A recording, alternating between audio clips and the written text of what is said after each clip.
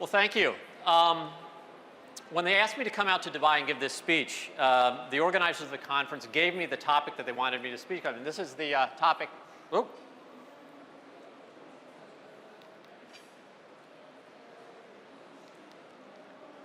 This was the topic that they gave me, the square effect, recognizing the opportunity for a new payment system. This was the title that they gave. And I accepted the invitation to speak on this title because I thought the title illustrated a problem.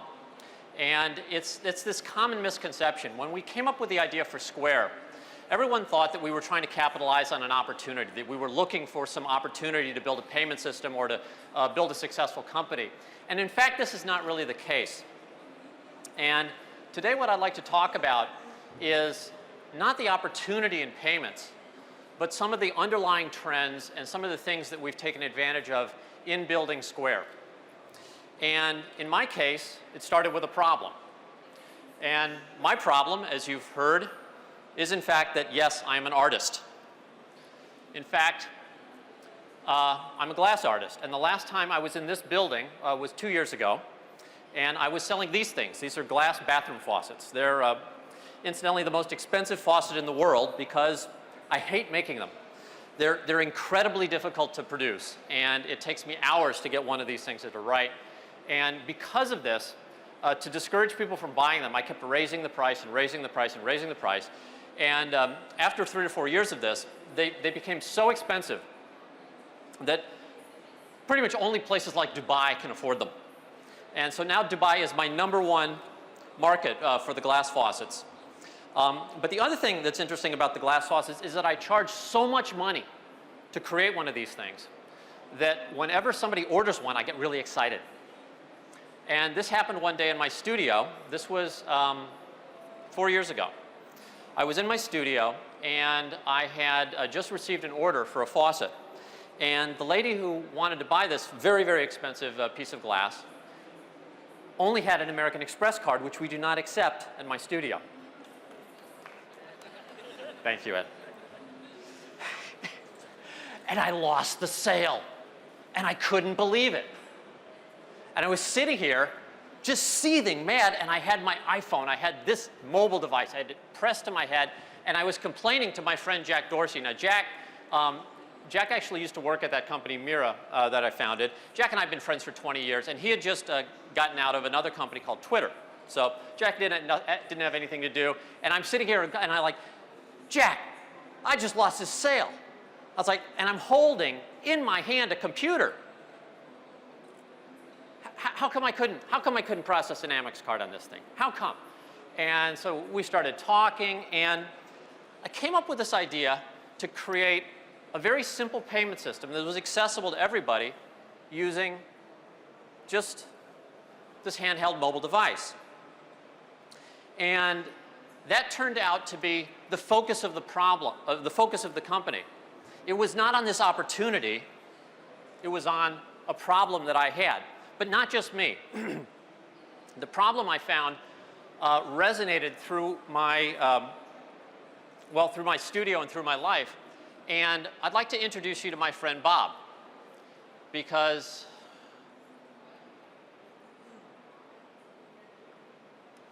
Bob is really the guy that had the more serious problem. And I don't have a photo of Bob here. Actually, the photo I have of Bob is not very good, and Bob would be embarrassed anyway. So instead of introducing you to Bob, I'm going to introduce you to Bob's car. Because one of the things I loved coming to Dubai is you guys have the best cars on the planet. I love coming. I love watching the cars. I took a photo of my friend Don yesterday standing next to this Aston Martin. Gorgeous car. But this is Bob's car. And I think you can learn about Bob by learning a little bit about his car. Because you don't see too many of these in Dubai. This is a 1992 Chevy Corsica. Okay? Now, this is the photo that Chevy shows of the car. It's not really accurate. If this was Bob's car, you would see right here on the front, right across the hood or the bonnet, there would be a yellow bungee cord. Okay? Now, the purpose of the bungee cord is to keep the hood closed. And one night, when Bob was driving to my studio in the rain, he was crossing a bridge. I live on the other side of the river. He was crossing this bridge in the rain at night. and the bungee cord lets go.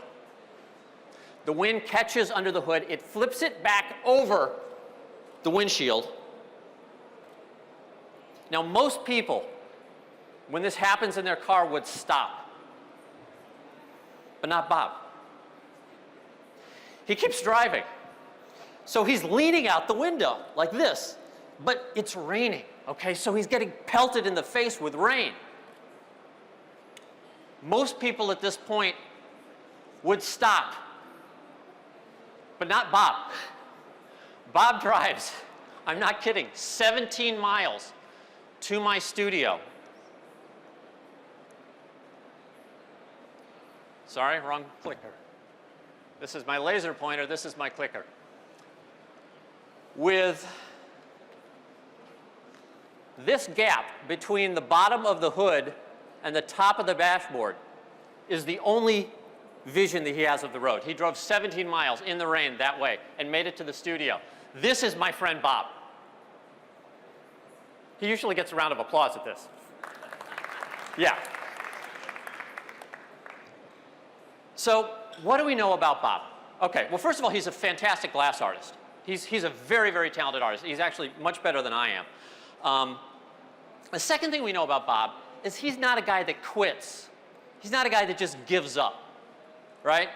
He's a guy, hood flips back over the front of his car. He keeps driving, okay? Bob's not a quitter. But I show you photos of Bob's car for a second reason, and that is when times get tough, Bob has slept in his car. As a matter of fact, there was a point for about 3 months when he was living in that 1992 Chevy Corsica. Now, homelessness is a problem where I come from, but it's not a problem we like to talk about a lot.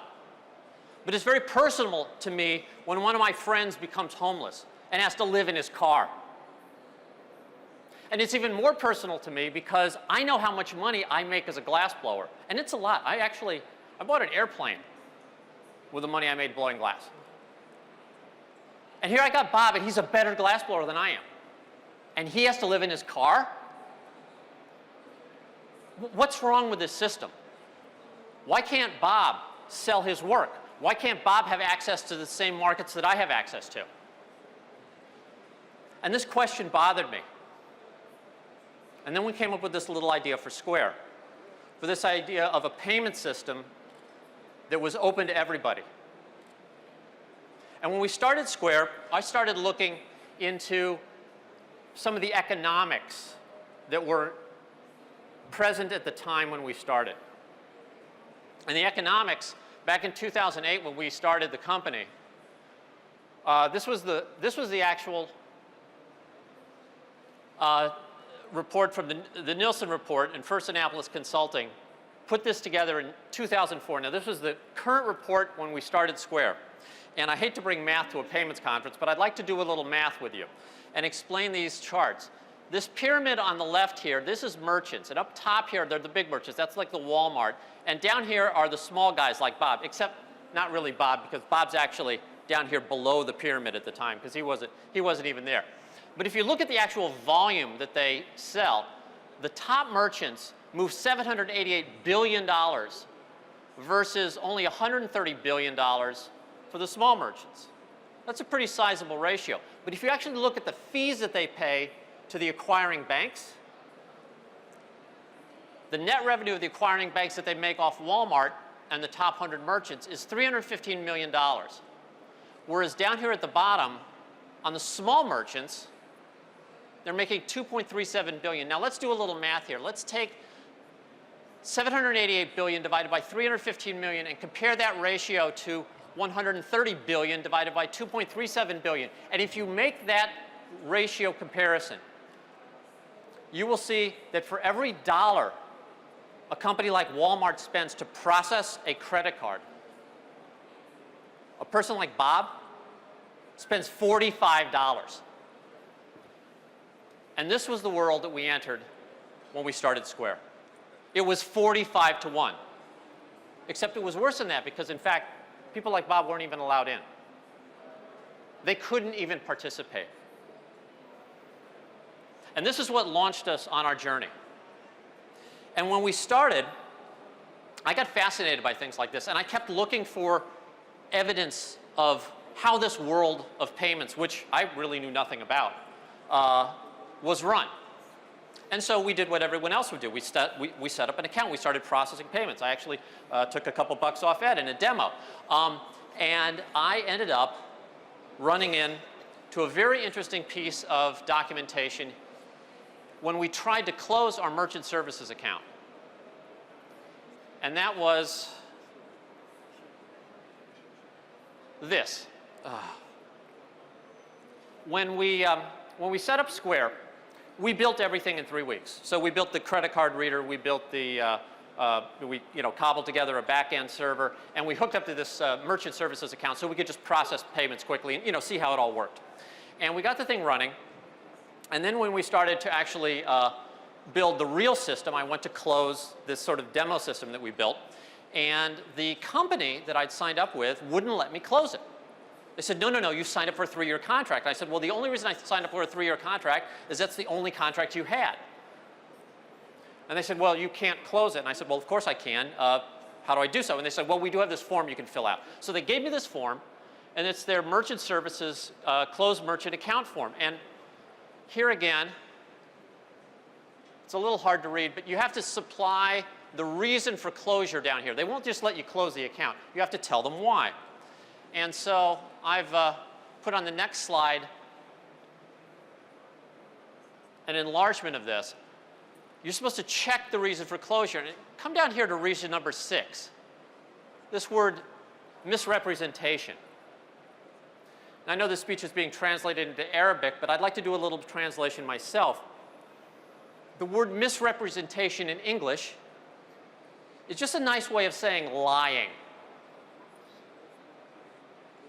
You're closing your account because we lied to you and you caught us. Now, think about this for a second. How bad does an industry have to be before lying is such a common complaint that they go, oh, look, everyone's just telling us that anyway. Let's just put it on the form. Let's just put a checkbox on the form that says, oh yeah, busted, we're lying. This is the industry. This is what we were encountering. This is what small merchants had to deal with. And so this is what we started. And when we started, we had this tremendous success. Square has grown faster than any payments company in history. We are doing billions and billions of dollars. And the numbers grow so quickly that I'm always amazed at how this groundswell has come, because we're not doing anything that's that radical. And here are some examples of the early Square readers that we built. And people look at these and they say, oh man, if we wanted to have a company that grew as fast as Square, we should just build these little mobile readers and give them away as Square did. But I don't think that's really it. I think we got very, very fortunate in our timing. And so as the last part of my presentation, I'd like to talk a little bit more about a lesson that I learned in the Glass Studio. And this is from a man named Lino Tagliapietro. Now, glass blowing is interesting to me for a number of reasons, but one of the things that I love about the world of glass art is that pretty much everybody who's a glass blower agrees that there is one man on the planet who is the best in the world. And it's this guy, Lino. He is the maestro. He is an 82-year-old Italian gentleman. He's the man who taught me. He taught all the masters. And I got to take a class with him about 10 years ago.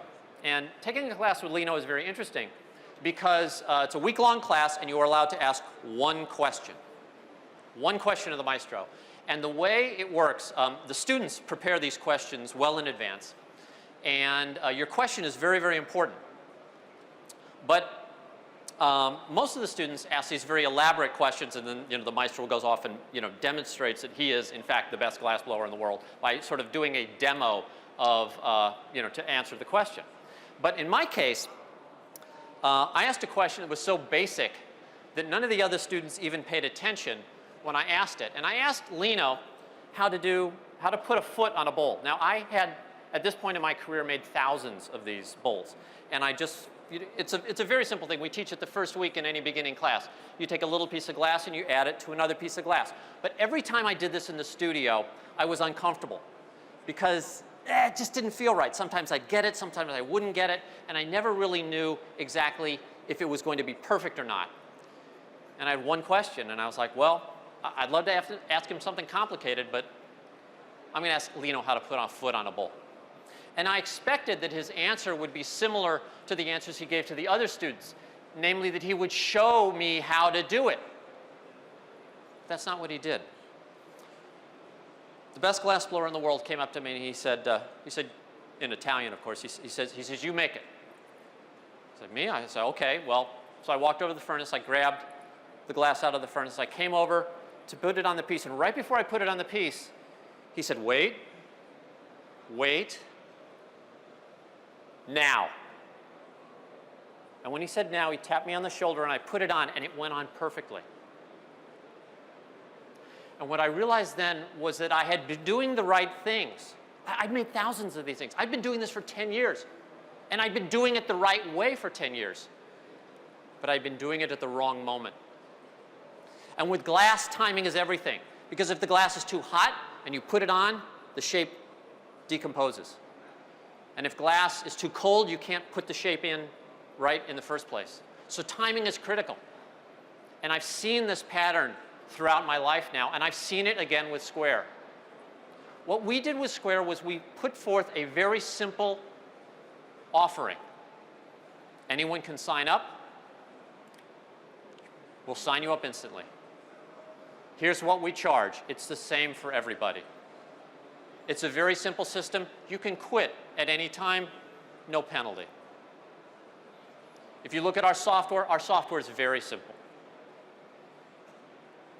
But we did it at the right time because these days, as the previous two speakers have shown, the world's a little bit different. And one of those things that's wrapped up in all this technology is the fact that it's getting harder and harder to lie to people. Systems that are based on misinformation, that are based on the ignorance of the consumer, well, they're going away. So the people who put misrepresentation on their forms, that's a good group to compete with these days. So my big message to the payments world, and this is probably going to get me never invited back to a payments conference, is if you want to do what we do, you would ignore the market. You would not look at what is being done. But in fact, solve a problem. It's easier, isn't it? You don't have to look for an opportunity. Look for something that's wrong. There are plenty of examples. Ignore the opportunities and instead seek justice. And if you'll do this, hopefully your company will be as successful as Square. And this is what your world will look like. And this is we use these, this is called a data visualization. Now, we do billions of dollars of transactions now. And on a daily basis, we have hundreds of millions of dollars that flow through Square. And for each of these transactions, we have one of these points. And each one of these little dots is a payment. And its size is the size of the payment. And time, this is a very complicated graph. But we do this to basically show how the ecosystem of payments moves on a daily basis. And when I'm in the office, I spend a lot of time looking at these graphs because they show how the ecosystem is working. But the thing that I keep in mind always is that behind each one of these dots is a guy like Bob, who, if we do our jobs correctly, might not have to sleep in his car that night. Thank you very much.